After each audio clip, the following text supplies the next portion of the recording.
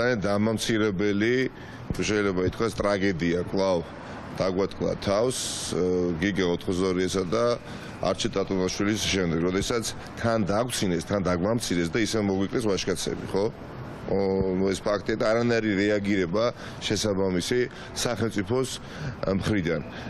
გიგე ოთხოზორიას უკვე ცნობილია და ჩვეულებრივად გადაადგილდება იქ სადაც უნდა როგორც ჩვენ. ყველაფერზე არიან დამთმობები, იქ სადაც სწორი და სახელმწიფოებრივი მტკიცე პოზიცია უნდა გქონდეთ, მაგალითისთვის ეხა ერთის მხრივ ხდება ის, რაც მოხდა კვარაცხელიას შემთხვევაში, ახალგაზრდა ბიჭი უბრალოდ მოგვიკლეს, კვლავ და ამავე დროს იგივე ოკუპანტებთან, რუსულ გასპრომთან ვაფორმებთ ხელშეკრულებას. ამის გარდა აფხაზეთზე გამოვალი რკინიგზის მონაკვეთის გახსნაზე ყაბულს ვართ, ანუ ქართული ოცნება. ერთი სიტყვით, რა არის ეს თუ არა ანტისახელმწიფოებრივი თავიდან ბოლომდე პოლიტიკა, რომელსაც ახორციელებს ანტისახელმწიფოებრივი ხელისუფლება. ეხა შეშინებულები არიან, დამთხლები არიან თუ შეგნებულად აკეთებენ ეს, ამას აღარ მნიშვნელობა აქვს.